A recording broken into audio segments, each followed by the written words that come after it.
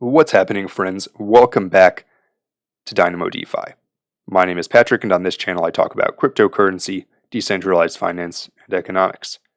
First off, apologies that I haven't had a video out since last Friday.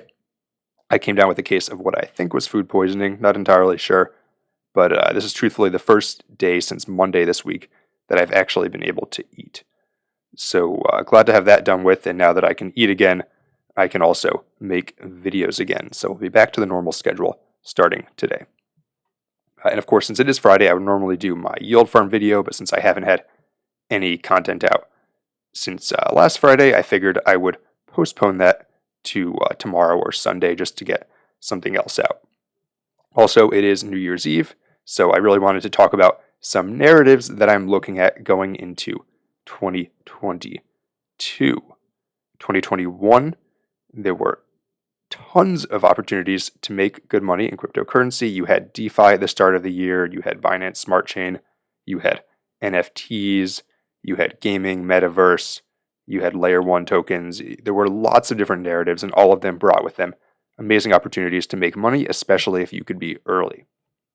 And now, before I go through the 7 narratives that I'm watching for, not saying these will take off, but the ones that I'm watching, I'll say that the ones that made the people the most money in 2021, which would be NFTs and meme coins, those came completely out of left field. People were buying CryptoPunks for a few $100s late into 2020 and then selling them for hundreds of thousands of dollars in 2021. And I'm expecting there's going to be something that comes along in 2022 that's similarly out of left field. But, we'll adapt and look at those narratives when they come. But in the meantime, we can only talk about ones that are at least a little bit on the radar right now. And as the year goes, we'll adjust and see which of these narratives gain the most traction. Cool. So with that being said, there's a lot to cover. So let's get into some of these narratives. First one that I'm watching is Web3. And part of the reason I like that is that it's such a nice, concise buzzword, sort of like metaverse. You've probably seen this tossed around recently. You may have heard that Jack Dorsey and Elon Musk were kind of making fun of the concept of Web3. But basically, in a nutshell, Web 1.0 would be the internet from the 90s where people can post blogs that other people read. Web 2.0 would be where you have a site, starting with something like MySpace where people can interact with each other, and then including even something like Uber, which is interaction through an app with your driver. That would be Web 2.0, and then Web 3.0 is when you have a decentralized internet, like this article that I have up says, and that's where the user would own their own data. They're not relying on this monolithic monopoly middleman like Twitter or Facebook or even Amazon, and sort of where that network becomes more decentralized and less dependent on a company managing your interactions and data. And now the one reason I think this might have trouble taking off is that it's just not quite as flashy. So there's a lot of tokens that are building Web3 infrastructure in crypto, and so these might be things that allow shops to integrate Web3 wallets. MetaMask has a Web3 application, even though they don't have a token. Or it might be a decentralized storage solution, or a decentralized search engine, or a decentralized browser. I think you could argue that Brave browser is a Web3 project. But a lot of those just aren't as flashy. That being said, because this is such a potent buzzword, this is definitely a narrative that I'll be watching going into the new year. Oh, and by the way, I'm going to mention a ton of tokens this video, like probably dozens. So again, this isn't me saying, you should buy this token or that token. I just want to put these narratives on people's radar, and then we can adapt as the year goes on. I'll also say that the best opportunities in crypto come if you highly specialize. If you choose one or two of these and you just become the expert, then I think you could make a lot of money no matter how well they do. There are people this year who could have made a ton of money solely by focusing on stablecoins. It sounds crazy, but they would have invested in Luna early and probably made 10 or 20x. They would have invested in Spell early and probably made 50x, and there's other coins like that. So the best thing you can do for yourself, I would say, is choose one of these that sounds interesting and become an expert on it. Cool. Yeah, so that's the first one, Web3. Next one that I'm watching is interoperability and cross chain applications. There's a lot of challenges with scaling blockchains, especially Ethereum right now. And one way you could scale it would be horizontal. And that's essentially what Cosmos does, where rather than having one blockchain, instead you have several different blockchains running in parallel, and then they can interact with each other. And so that's the idea behind Cosmos's IBC. And I'm seeing that as a potential narrative that's going to be pretty powerful, because especially with Cosmos, a lot of their chains like Terra and Secret have really started to gain some significant traction recently. And people who watch this channel a lot know that I love Cosmos. So this is one that I actually have already invested in myself. But I think that is potentially going to be big. And one thing that will be, sort of the next evolution that makes this interoperable world possible is having applications that actually have smart contracts that interact across chains. Juno Network is one that's building that capability on Cosmos. Another project that you've probably heard of that's building that capability is actually Chainlink. So this is an article from last month. Chainlink is actually building a way to have cross-chain smart contracts. So if successful, that could allow dApps where you do something on one chain and it triggers something on a different chain, or perhaps you go to make a trade on one chain and it taps into liquidity from a different chain, and that would just completely change the cryptocurrency landscape. Next narrative that I'll be looking at is Ethereum scaling layer 2. So the other way besides scaling horizontally is, you can imagine, vertical scaling, right? So you have layer 2s, layer 3s on Ethereum. I talked a few weeks ago about ZK rollups. I think that's still potentially a potent part of this narrative, and that's why I highlighted it here. Some of these have already started to take off because this narrative, I think, has already started to gain some traction. But some projects you might look at here would be Polygon Matic, which is working on turning into a ZK rollup solution. You have IMX, MutableX. You have Mina. You have Dusk. There are many more. There are a lot of good ZK rollup projects that are just starting to get attention now. And if you aren't familiar at all with what ZK rollup is, basically know that because it's too costly to do every transaction in the world that we would want to do on Ethereum itself, what ZK rollups do is they take some of that computation off chain, and then using a certain type of proof, bring only settlement layer transactions that need to be brought to Ethereum back to Ethereum, and the result is that you can batch together transactions, and they're much, much cheaper. So that is the next narrative. The next narrative that I'll be looking at is Forex. So this one I don't think has gotten as much attention as the other ones I've talked about. And Forex, if you're not familiar, is foreign exchange. And Forex is one of, if not the most traded market in the world. Trillions and trillions of dollars in transactions are done in Forex each year. So this is exchanging the currencies of different nations. It's a massive, massive market, and I think it's a huge potential for cryptocurrency.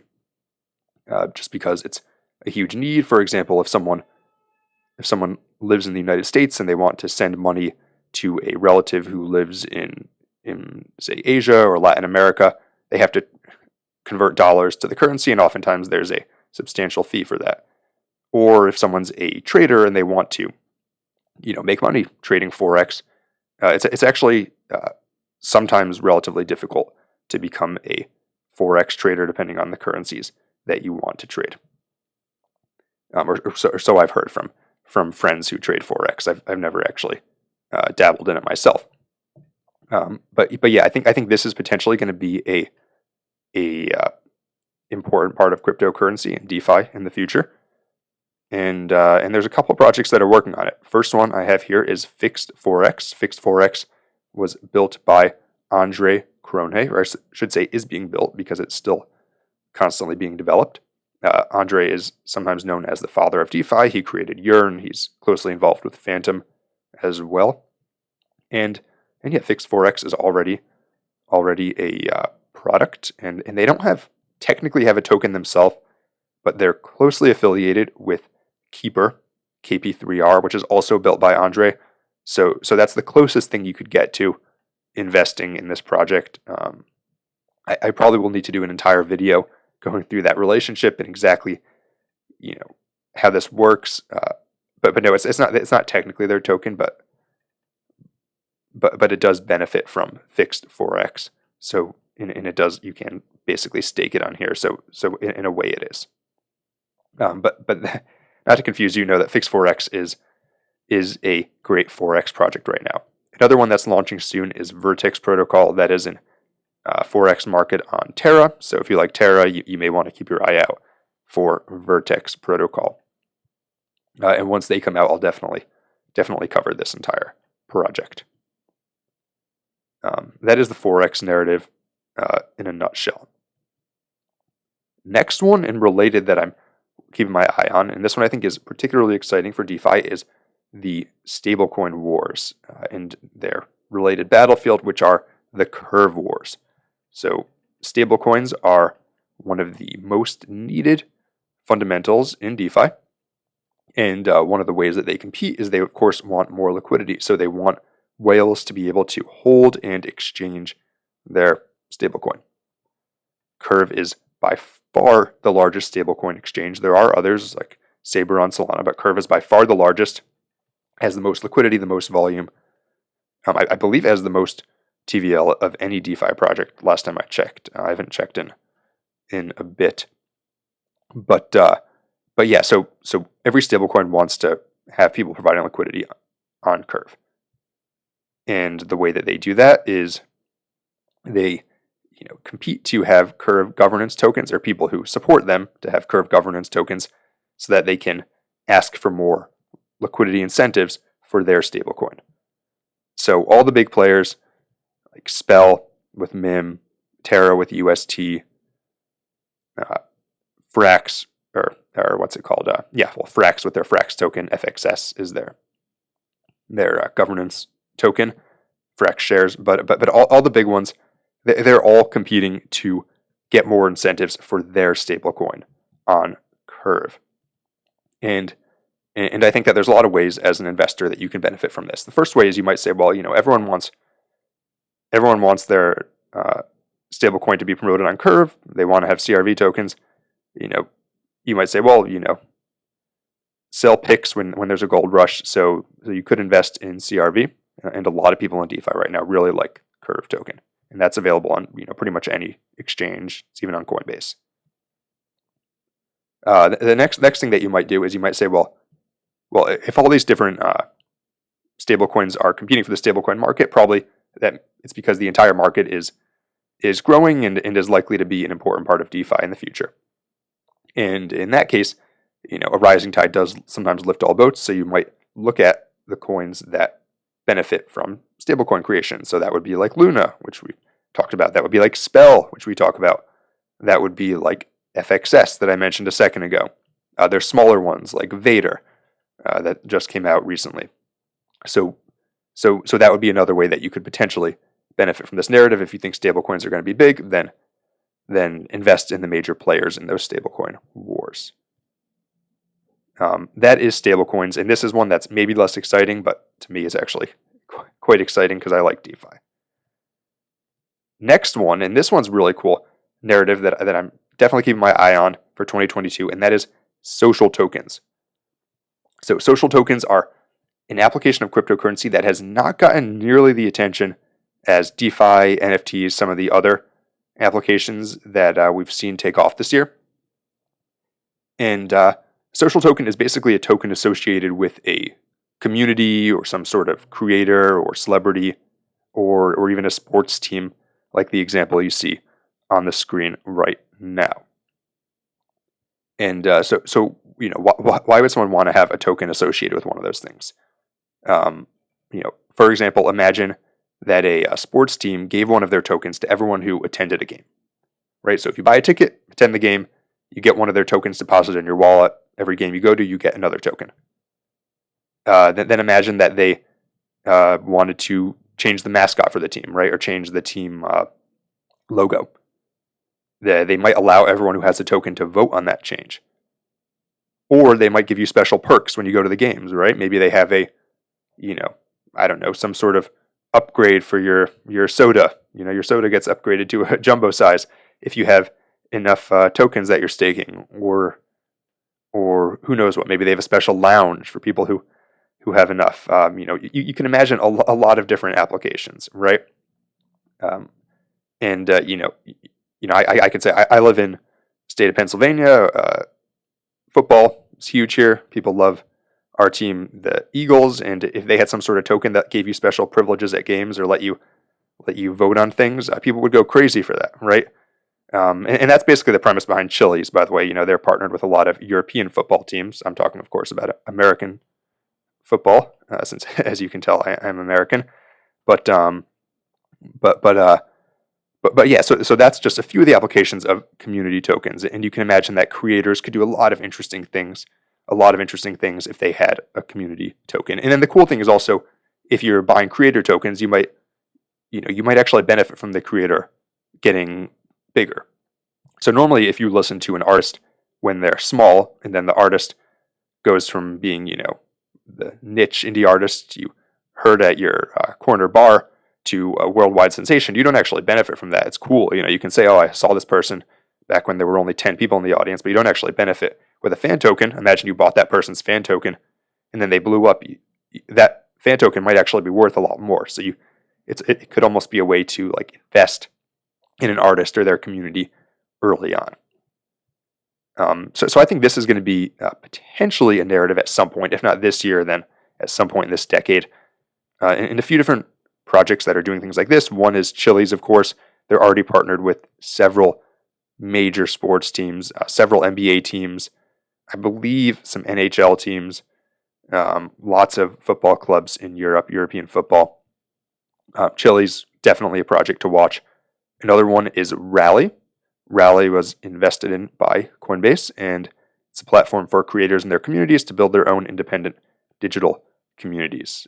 And again, I'm not saying you should invest in all these projects. These are just things for you to start your research on if you like these narratives that I'm talking about. But Rally is another one that I'm looking at. Another one that I don't have the website up, but that's interesting, is Audius. It's a music streaming platform, so sort of Web 3.0 in that respect. But I believe they have plans to allow musicians to create community tokens as well. So that's another one that you might look at. And the final narrative that I have my eye on going into 2022 is GameFi. GameFi we've talked about before. I think it's more appropriately called MetaFi or Metaverse Finance. But basically, this is the bridge between DeFi, NFTs, Metaverse, and you could think of it sort of as infrastructure for Metaverse, or the financial infrastructure for Metaverse. I think the financial aspect is what is going to set play to earn gaming and Metaverse apart from just normal video games, right? Because you have normal video games where people can interact and talk to each other. It's called an MMORPG, right? That's what World of Warcraft is. But the financial aspect is what's actually going to make this different.